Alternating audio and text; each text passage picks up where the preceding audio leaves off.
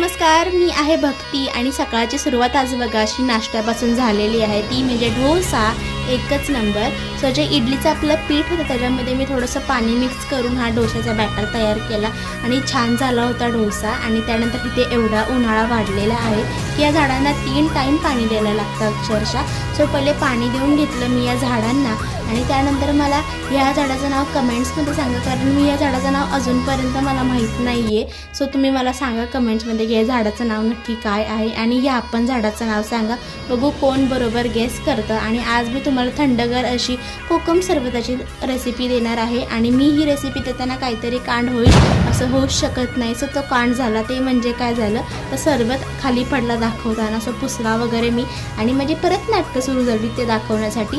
तो पटापटापटा असा सरबत केला मी, त्याच्यामध्ये थोडंसं पाणी आणि ते सिरप टाकायचं असं, त्याच्या पलीकडे काय नाही टाकायचं आणि मग असं गाटा प्यायचा असतो। आणि त्यानंतर संध्याकाळी अशी मॅगी केली होती।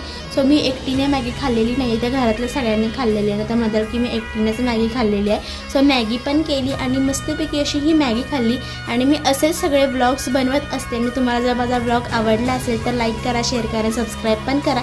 बाकीचं उद्याच्या व्लॉगमध्ये बघत चला, बाय।